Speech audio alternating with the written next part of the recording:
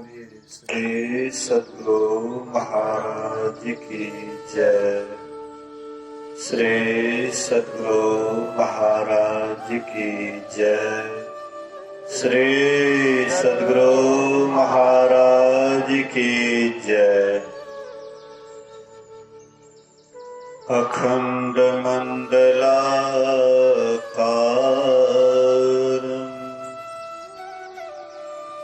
व्याप्तमेन चराचरम् तत्पदं दर्शितं येन तस्मै श्री गुरुवे नमः। धन्य धन्य सतगुरु सुखदा महिमा कहे ना जाए। जो कुछ कहा तुम्हारी कृपा मौते कछु न बसाए। सर्वत्र सर्वदा वर्तमान सद्गुरु महाराज जी के पावन चरणों में कोटि कोटि नमन। उपस्थित गुरुजन, धर्म प्रेमी सत्संगी बंधुओं, पूजनीय माताओं तथा भक्तिमती बहनों,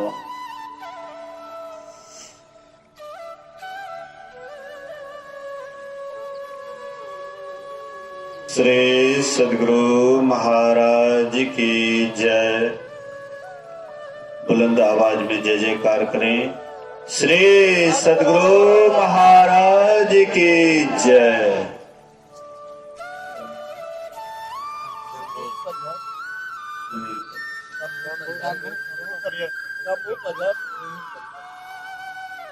एक दिवसीय संतमत सत्संग का आयोजन सुनील परिहस्त एवं शंभु परिहस्त जी के द्वारा एक दिवसीय संतमत सत्संग का आयोजन किया गया है। इस खुट्टी ग्राम में, लक्ष्मीपुर ग्राम में गुरु महाराज जी की अहितु की कृपा है। हर जगह यह सत्संग का सुअवसर नहीं मिलता है। संसार में सब कुछ मिल जाता है, पर यह समागम बड़ा दुर्लभ है। जब तक ईश्वर की अहेतु की कृपा नहीं होती है, तब तक यह सत्संग का मिलना बड़ा दुर्लभ है। कहते हैं सुत दारा अरु लक्ष्मी पापी के घर होए, लेकिन संत समागम हरि कथा तुलसी दुर्लभ दोए। सुत दारा और लक्ष्मी। सुत अर्थात पुत्र पुत्री, दारा अर्थात पत्नी, लक्ष्मी अर्थात धन संपत्ति। ये तीनों पापी के यहाँ भी होता है, लेकिन संत समागम हरि कथा, संतों का समागम और हरि कथा, ये दो चीज कहते हैं दुर्लभ है। जब द्रवही दीन दयाल राघव साधु संगति पाइए, जही दरस परस समागमादिक पाप राशि नसाइए। जब दीनों पर दया करने वाले परमात्मा ईश्वर जब द्रवित होते हैं, दया करते हैं, तो साधु संतों का संग देते हैं। जही दरस परस समागम आदित, उनके दर्शन से, उनके स्पर्श से, उनके समागम से पाप का नाश होता है। जन्म जन्मांतर का जो हम आपके ऊपर में पाप का पोटरी है, वह पोटरी भी समाप्त होता है साधु संतों के संग से। साधु संतों के संग में जीवन जीने की कला बतलाया जाता है। हम मनुष्य हैं, लेकिन मनुष्य बनने नहीं है, मनुष्यता नहीं है। लेकिन मनुष्यता कैसे आएगा? जब तक साधु संतों का संग नहीं करेंगे, जब तक संतों के साथ में नहीं जाएंगे, तब तक हम आपके पास मनुष्यता नहीं आ सकती है। हम लोग सोचते हैं कि खाते हैं, पीते हैं, कमाते हैं, तो साधु संतों का संग क्यों करें, सत्संग क्यों करें? तो महापुरुष बतलाते हैं कि आहार निद्रा भय मिथुनं च सामान्य में तत् पशुभिः नराणाम ज्ञानम नराणाम अधिकम विशेषो ज्ञानेन हीना पशुभिः समाना।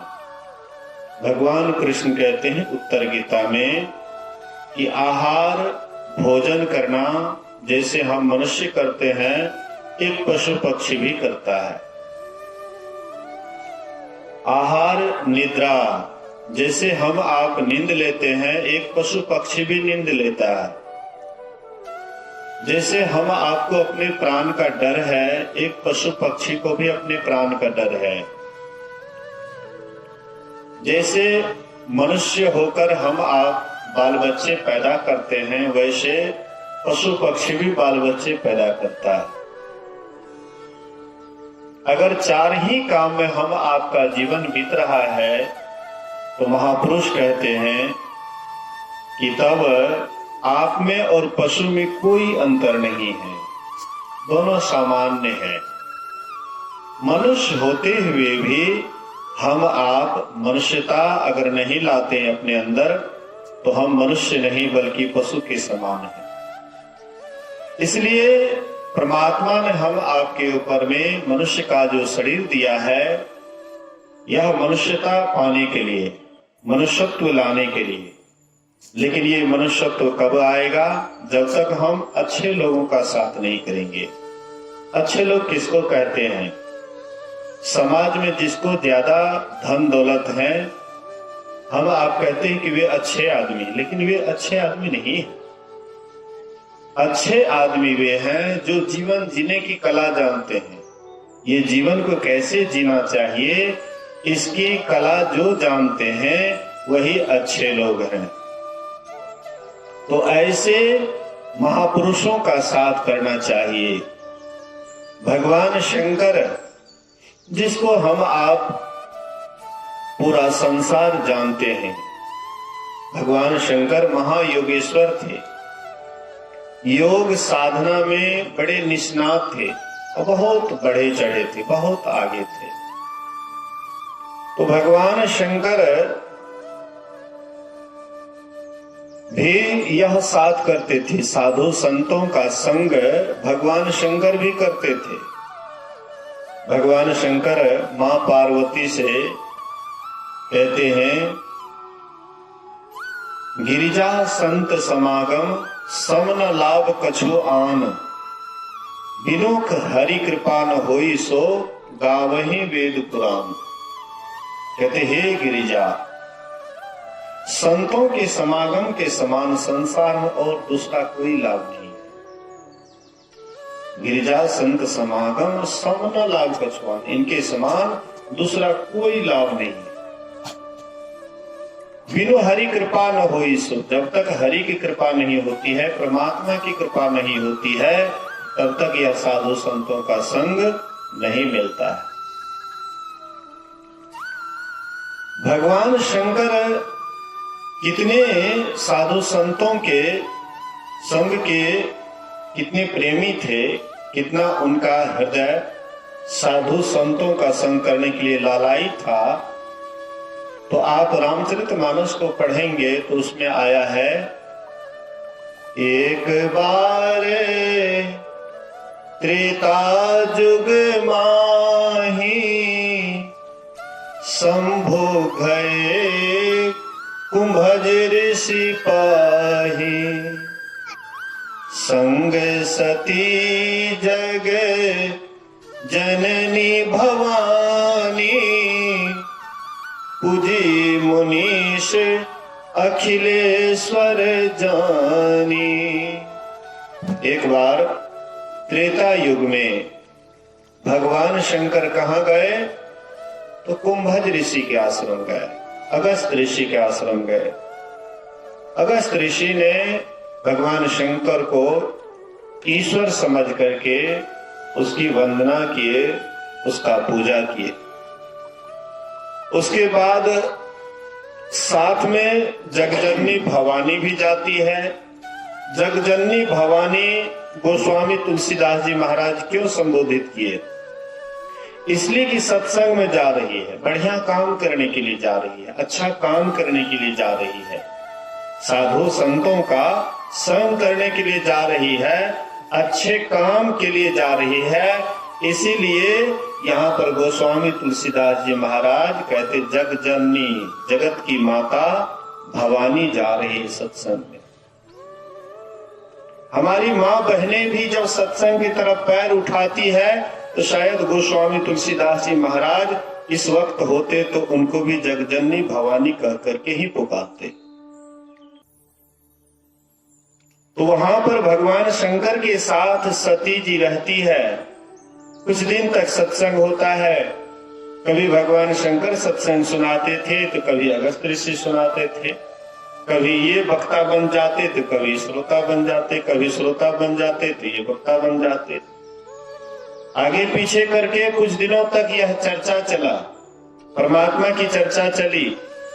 और इसके बाद जब वहां से लौटने लगे, अगस्त ऋषि से विदा लेकर के शिव जी कैलाश को लौटने लगे, उसके साथ जब लौट रही है सती, उसके बाद भगवान गोस्वामी तुलसीदास जी महाराज क्या कहते जानते हैं? अब जो वहां से आ रही है तो कहते हैं कि ये दक्ष की बेटी जा रही है, दक्ष कुमारी जा रही है। सत्संग में आ रही थी तो जगजननी भवानी कह करके पुकारे, और लौटने लगी तो कहते दक्ष कुमारी जा रही, दक्ष की कन्या जा रही, बेटी जा रही है। क्यों ऐसा बोले? इसलिए कि शिव जी के साथ तो गई, सत्संग में गई, लेकिन उसका मन वहां नहीं लगा। मन उसका संसार के ही चिंतन में लगा, परमात्मा की कथा में, ईश्वर की कथा में नहीं लगा। इसलिए जब आने लगी सत्संग से तो कहती है दक्ष कुमारी जा रही है।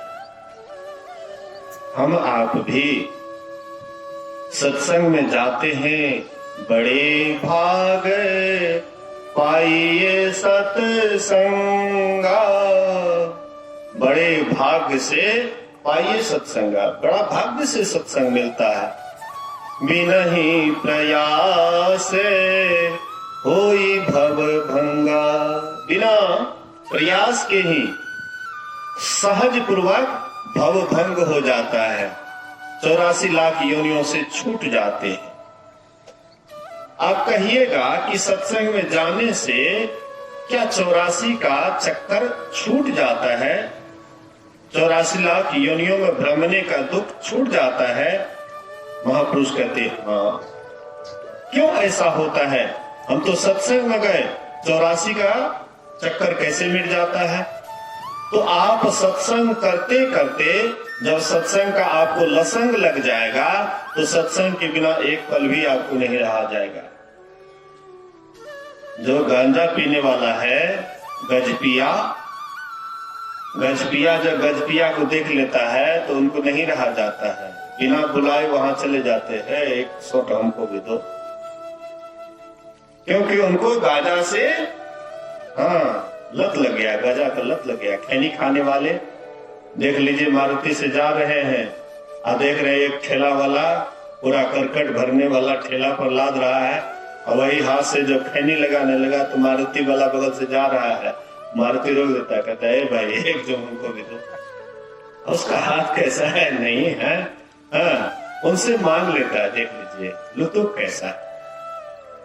ऐसे ही जिनको सत्संग का लसंग लग जाता है, जहां सुन लेते हैं कि सत्संग हो रहा है, वे बिना पक्षपात के वहां चले जाते हैं। उनके अंदर कोई पक्षपात नहीं होता। जो सच्चे भक्त होते हैं उनके अंदर कोई पक्षपात नहीं है होता है। वे कोई संप्रदाय की तरफ नहीं ध्यान देते हैं कि फलना संप्रदाय वाले हैं तो हम सत्संग में कैसे जाएंगे। ईश्वर की भक्ति के लिए संप्रदाय की कोई आवश्यकता नहीं है। सबसे मूल बात है आपको कितना ईश्वर से प्रेम है, ईश्वर से कितना लगाव है, यही सबसे मायने रखता है। अगर आप सत्संग सुनते हुए भी सत्संग की तरफ पैर अगर आपका नहीं बढ़ता है तो समझ जाइए फुटल मनस्वा के भाग अगुरगम नाही लहै। मनुष्य का भाग फूट गया है।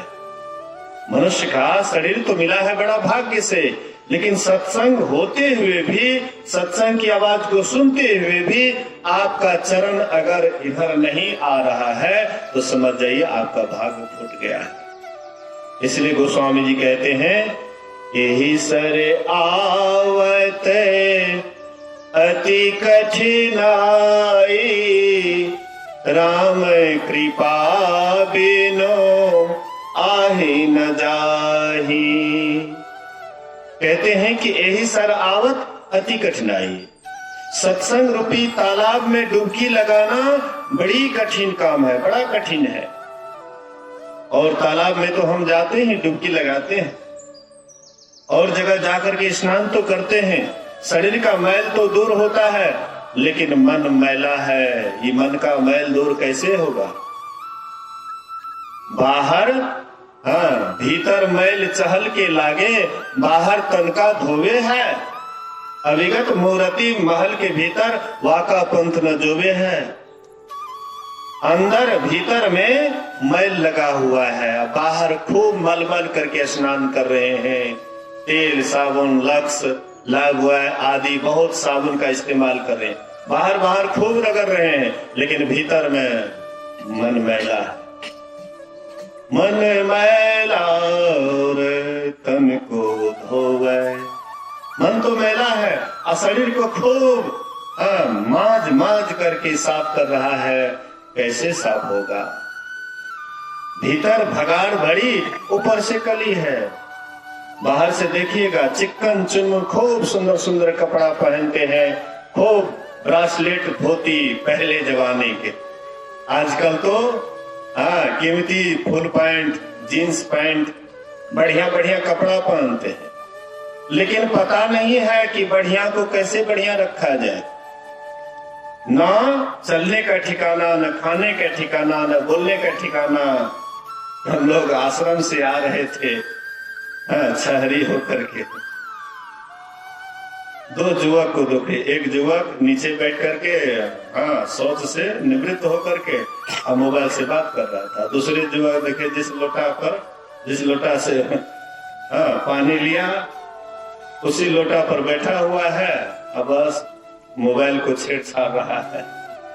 मतलब कैसे पानी लिए, कैसे पानी तो ले लिए, पंचवा तो ले लिए, लेकिन यह हाथ जो आपका पवित्र है उसी हाथ से लोटा छुए, मोबाइल छुए, जैसे तैसे। मतलब पशु इससे बढ़िया है। जब देखता हूं तो लगता है कि इससे अच्छा जीवन पशु जी रहा है। ये मनुष्य होते हुए भी मनुष्य के नाम पर कलंक बुझाता है। थोड़ा सा भी शिष्टाचार के प्रति ध्यान नहीं रहता है। क्या आप मनुष्य हैं? क्या आप में मनुष्यता है?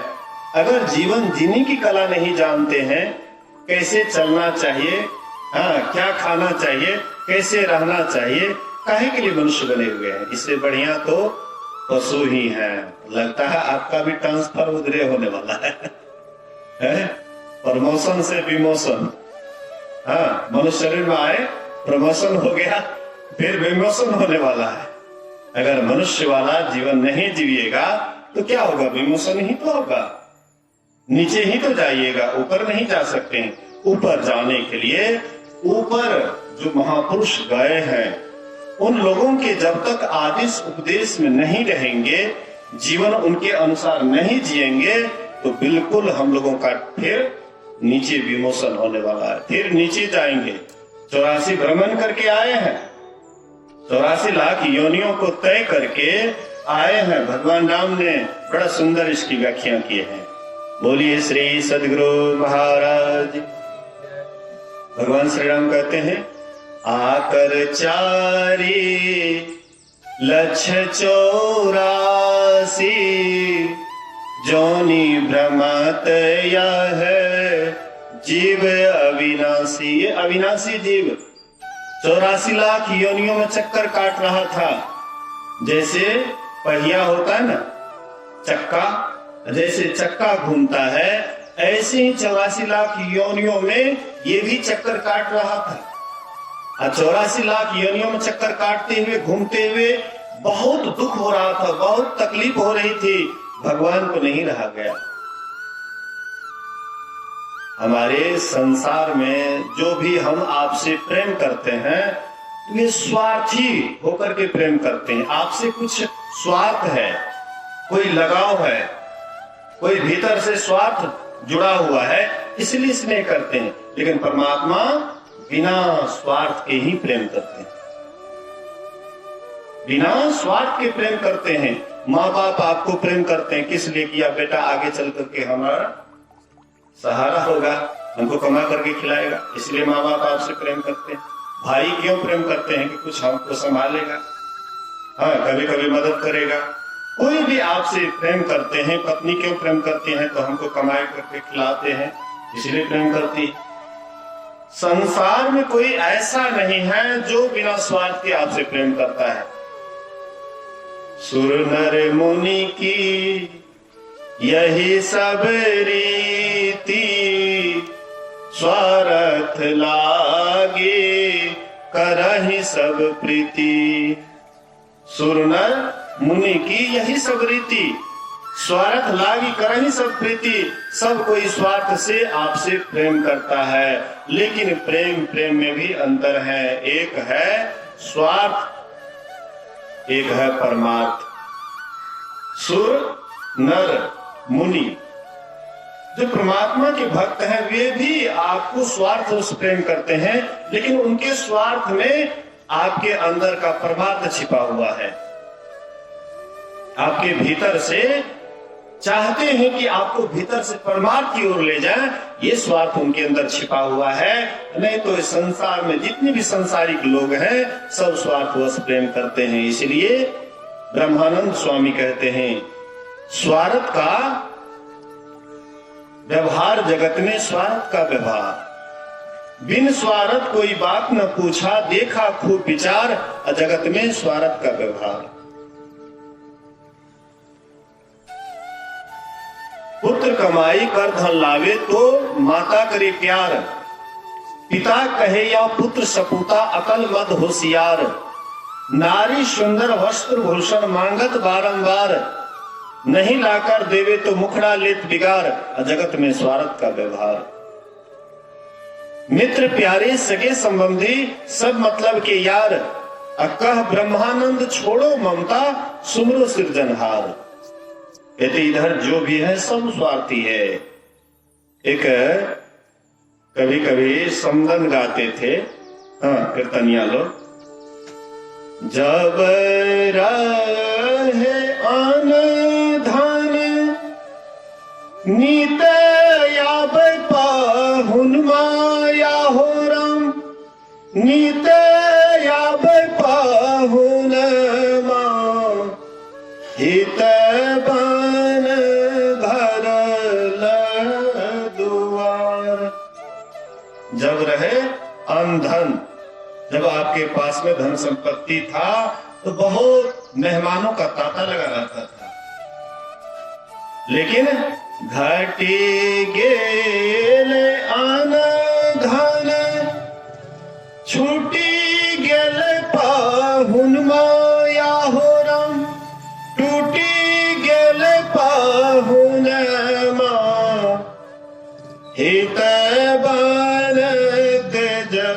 दुआर।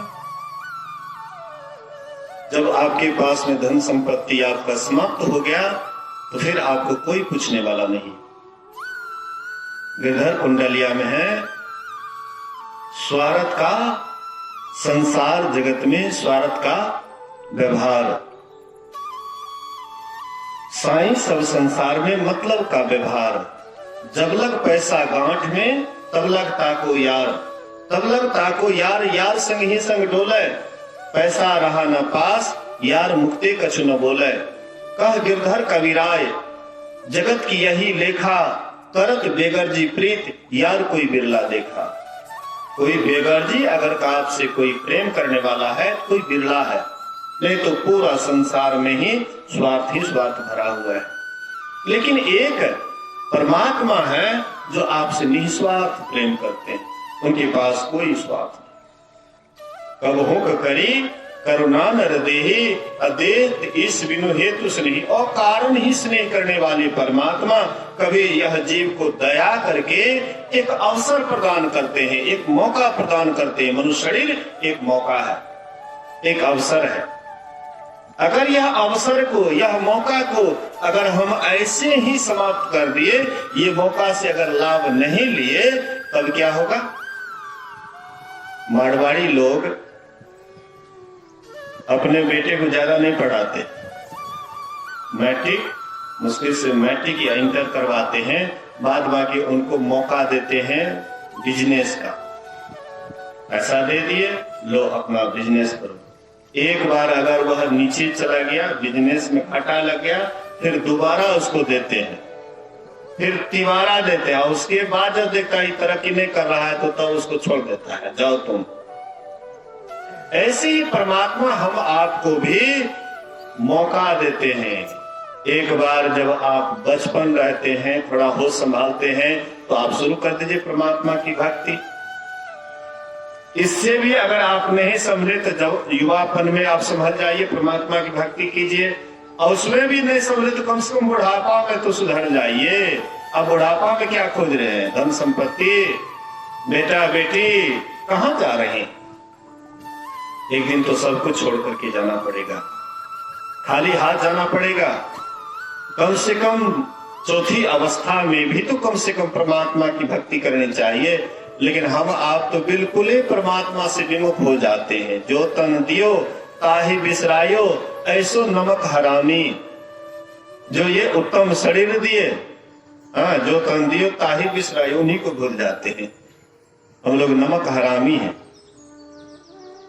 सूरदास जी महाराज कहते हैं कि तुम नमक हरामी हो।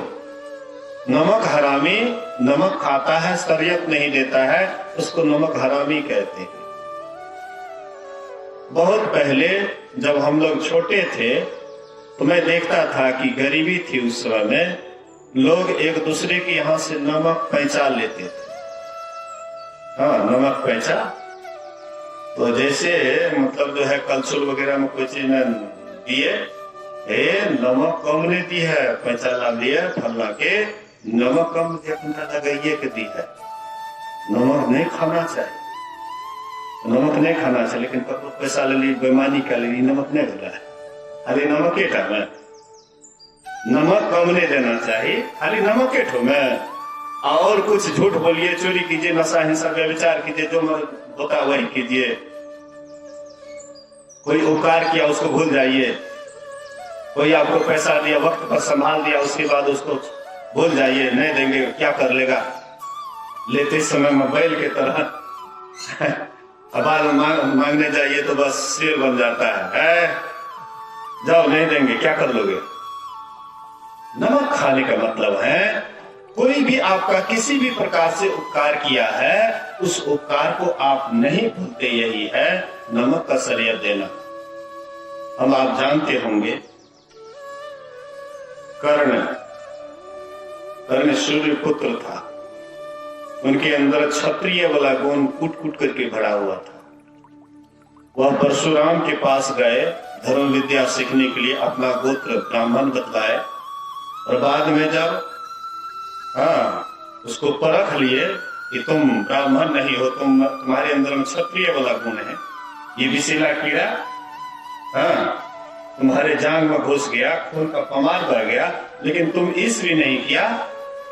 नहीं, तुम ब्राह्मण नहीं। ब्राह्मण होता तो तुम तुरंत, हाँ, मतलब जो है दर्द के मारे तुम बेचैन हो जाता। कहो तुम कौन हो? तो वह कहता सही में हम ब्राह्मण नहीं है। हाँ, उसको बोले कि जब विशेष संकट वाला समय आएगा, ये विद्या तुमको काम नहीं देगी। वही कर्ण जब बाण विद्या सीख करके आए थे और कौरव पांडवों का परीक्षण हो रहा था, द्रोणाचार्य सभी का परीक्षा ले रहे थे कि कौन कितना किस में आगे है, तो उस समय अर्जुन अपना विशेष पराक्रम दिखाए। उधर से कर्ण आ गए, बोले कि ये क्या है, इनसे ज्यादा मैं पराक्रम दिखाऊंगा। बोले कि तुम कौन हो, तुम अपना परिचय दो। योद्धा का परिचय धनुष्वान होता है, बात तो सही है कहा। द्रोणाचार्य कहते नहीं, यहां पर हाँ राजकुमारों की परीक्षा होती है, तुम अपना परिचय दो। वो अपना परिचय में नीचे सिर कर दे। हम राधे पुत्र हैं, लेकिन वे थे कुंती पुत्र। कुंती भी उस सभा में थी, देख रही थी, लेकिन फिर भी वह देख करके भी अनदेखा कर देती है। प्रतिष्ठा पर आ गया, उनका बेइज्जत करने लगे अर्जुन। उस समय में दुर्योधन उनका सहारा देते हैं। बोले कि अगर ये शुद्ध पुत्र है तो मैं इसको राजा बनाता हूं, मैं इनको राजा बनाता हूं। अब तो इस सभा में यह भाग ले सकता है। बहुत बड़ा उनका प्रतिष्ठा जो बचाए थे। कर्ण जानते थे कि दुर्योधन दुष्ट है, कुमार्ग पर जा रहा है, लेकिन फिर भी इन्होंने हमें नमक खिलाया है, लेकिन हम शरीयत देते रहेंगे। मरण पर्यंत तक वे साथ दिए दुर्योधन का, नमक खाए। हाँ, एक बार की बात है, जब कुंती मां युद्ध प्रारंभ था, युद्ध आरंभ था, और कुंती जो है एक दिन गए, जब ये सूर्य उपासना करके लौट रहे थे, कुंती जाती है और कहती बेटा तुम मेरा ही पुत्र हो, तुम बड़े हो, हाँ युधिष्ठिर से भी तुम बड़े हो, इसलिए बेटा तुम मेरे तरफ आ जाओ। कर्ण कहता है कि उस दिन तुम कहां थी, जब पूरे सभा में अर्जुन मुझे ललकार रहा था, सुपुत्र कह करके पुकार रहा था, तो तुम कहां गई थी? उस समय तुम कह सकती थी कि ये मेरा बेटा है। अब तो सब कुछ हो गया है, दुर्योधन मेरा सहयोग दिया है, मैं उसका नमक खाया हूं, मैं उसका शरीयत दूंगा, लेकिन मैं तुम्हें एक वचन देता हूं, पूरा संसार तुमको जानता है कि तुमको 5 बेटा है, इसीलिए तुम्हारा गिनती में 5 कमने नहीं दूंगा। अर्थात 4 भाई को वक्त आने पर भी मैं उसको छोड़ दूंगा, उसको मारूंगा नहीं। लेकिन हाँ, मेरा युद्ध खास करके अर्जुन से है। अगर अर्जुन मर जाएगा तो मैं तुम्हारे 5वां बेटा तैयार हो जाऊंगा, 5वां बेटा का गिनती मेरा हो जाएगा। अगर अर्जुन मुझे मार दिया तो 5 तो बेटा तुम्हारा है। मतलब थोड़ा सा नमक खाए, लेकिन कर्ण मरते दम तक दुर्योधन का साथ दिए। यह है नमक खाने का शरीयत देना। हम आप जो बचपन से ही अभी तक परमात्मा के द्वारा सारी व्यवस्था हम आपको मिली है, हम परमात्मा को क्या दे रहे हैं उनके बदले? मां के पेट में थे, गर्भे में थे, अब परमात्मा पहले से ही दूध का थैली भर करके तैयार। तो किनकी कृपा है? परमात्मा की। मुंह में दांत नहीं आया, इधर अन्न का भंडार, ये किनका दिया हुआ है? परमात्मा का। ये सारी व्यवस्था जो परमात्मा हम आपको दिए, लेकिन इनके बदले हम क्या कर रहे हैं? गुरु महाराज जी कहते थे उनकी स्तुति करो। हम आप परमात्मा को कुछ दे तो नहीं सकते हैं, लेकिन उनकी स्तुति तो कर सकते हैं, उनका गुणगान तो कर सकते हैं। जैसे आप किसी बड़े हाँ, पद वाले हैं, उनसे कुछ लेते हैं तो उनका आदर आपके अंदर में होता है। हाँ, मुखिया, सरपंच, हाँ, जो भी आपको संभालता है, आपको उनके प्रति बराबर आदर भाव रहता है। लेकिन परमात्मा आपको सब कुछ देते हैं, लेकिन उनके प्रति आपका क्या आदर है, क्या उसका गुणगान करते हैं? तो हम लोग क्या करते हैं? सुबह सुबह अभी जो हम लोग सत्संग आरंभ किए, सबसे पहले इस स्तुति की, ईश्वर की स्तुति की। सब क्षेत्र क्षर अपरा परापर और अक्षर पार में। बहुत आदमी की ये स्तुति समझ में नहीं आता है, कहते ये सब क्या संत वाला रोज है। सब क्षेत्र क्षर अपरा परापर और अक्षर पार में, निर्गुण सगुण के पार में, सत असतों के पार में, पार में पार में पार में, पता नहीं कौन पार में कहता है, पता नहीं लगता है। अगर आप गीता पढ़ते हैं, अगर आप गीता का थोड़ा बहुत भी ज्ञान रखते होंगे तो गुरु महाराज जी की स्तुति को आप समझ जाइएगा। भगवान कृष्ण क्षेत्र और क्षेत्रज्ञ का ज्ञान दिए। क्षेत्र क्या है? शरीर, खेत। क्षेत्रज्ञ शरीर में रहने वाला, शरीर में रहने वाला क्षेत्रज्ञ कहलाता है। वही गुरु महाराज जी कहते हैं सब क्षेत्र क्षर, मतलब नाशवान है। हाँ, जितने क्षर हैं नाशवान है, शरीर जितने भी है नाशवान है। अपरा परापर और अक्षर पार में, उसके भी परे है अक्षर अर्थात आत्मा, उसके भी परे कौन है? परमात्मा। तो परमात्मा हम आपके बहुत बड़े उपकारक हैं, इसलिए उनकी स्तुति करनी चाहिए। दूसरे होते हैं संत। संत गांव गांव में जाकर के, गली गली में जाकर के परमात्मा का ज्ञान देते हैं, ईश्वर का ज्ञान देते हैं, मनुष्य को जीवन जीने की कला सिखाते हैं। अगर संसार में संत नहीं होते, ये संसार कब का समाप्त हो जाता। ये संसार कब का समाप्त हो जाता है। लोग कहते हैं कि कछुए के पीठ पर ये पृथ्वी टिकी हुई है, तो कहिएगा कौन कछुआ? पानी में रहने वाला कछुआ, छठा कछुआ, उसी के बल पर ये पृथ्वी है। नहीं नहीं, संत भी कच्छप वृत्ति के होते। जैसे कछुआ अपने अंग प्रत्यंग को अपने खोपड़ा में जब कर लेता है तो बिल्कुल निडर हो जाता है। हाँ, एक बार एक कछुआ और एक क्या कहते हैं खड़हा में, हाँ, दोनों में दोस्ती थी। खड़हा में क्या कहते हैं पंडित जी जिसको कहते हैं नड़िए, लोमड़ी, दोनों में मित्रता थी। तो दोनों जो है मतलब जब जब दोनों का इच्छा होता था आपस में मिलने का, तो वे बिल से निकल जाता था इधर से। हाँ, ये पानी में रहते थे दोनों, आपस में मित्र बड़ा बातचीत करते थे आपस में। कई मित्र कैसा हाल है? हाँ हाँ बहुत बढ़िया। एक बार ऐसे ही दोनों मिलन कर रहे थे, तब तक में एक शेर दहाड़ते, तो ये तुरंत बिल में घुस गया पंडित जी। और उधर जो है वो बेचारे छोटा पैर वाले धीरे धीरे जा रहे थे, तब तक में शेर उसको पकड़ लिया। अब मुंह में जैसे पकड़ता है तो लगा कड़ा, दबाता है कड़ा हो जाता है। उधर से देख रहा था दिल से, कहते हैं मामा जी ऐसे थोड़े खाया जाएगा।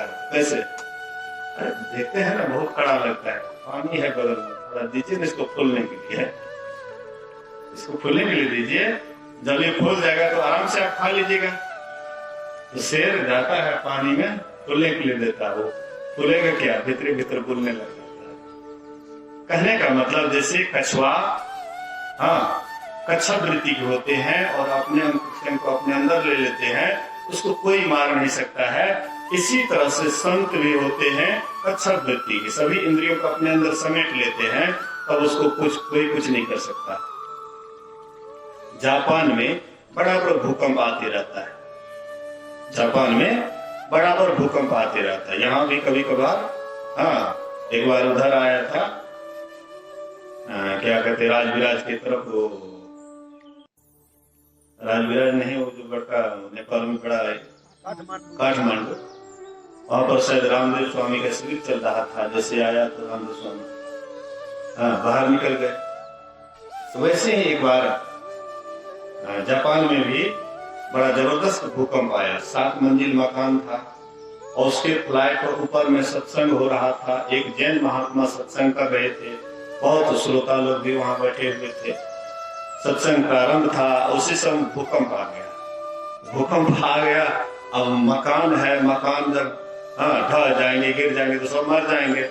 तो जितने भी सत्संगी थे सब भागे, सीढ़ी पर पूरा भीड़ हो गया और महात्मा जी आंख बंद कर लिया वहीं पर, बस मंचे पर एकदम बैठ गए।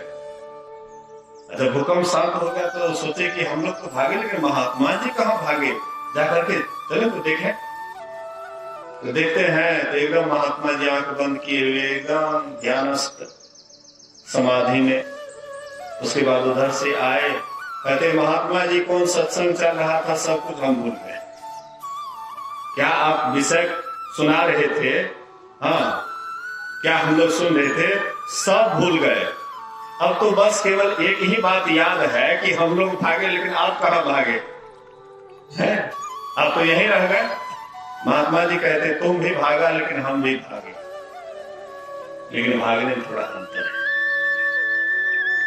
तुम बाहर भागा, लेकिन बाहर में कहीं न कहीं काल तुमको दबोच डालता। तुम काल के गाल में चला जाता, लेकिन मैं अंदर भागा जहां पर काल का भी दाल नहीं गलता।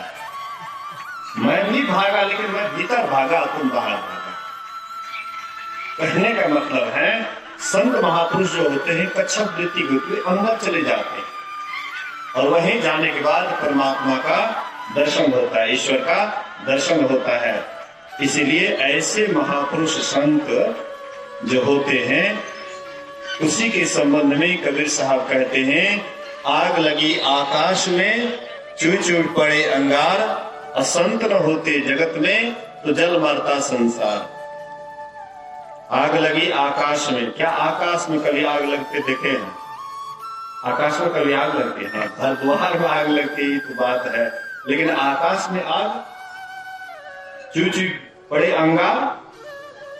महापुरुष कहते हैं कि आकाश एक बाहर में आकाश है, एक भीतर में भी आकाश है। हमारे अंदर में भी आकाश है और भीतर वाला आकाश में लगभग सबको आग लगी हुई है। काम, क्रोध, लोभ, मोह, ईर्ष्या, द्वेष, जैसे जैसे ये सब आता है परेशान करता है। हम आप उस अग्नि में एकदम धधकते हुए जलते रहते दिन रात। संत न होते जगत में, इस संसार में अगर ऐसे महापुरुष नहीं होते तो जल मरता संसार। ये संसार कब का नष्ट भ्रष्ट हो जाता, इसका कोई ठिकाना नहीं है। इसीलिए संत महापुरुष के पास जाइए, जाना चाहिए सबको।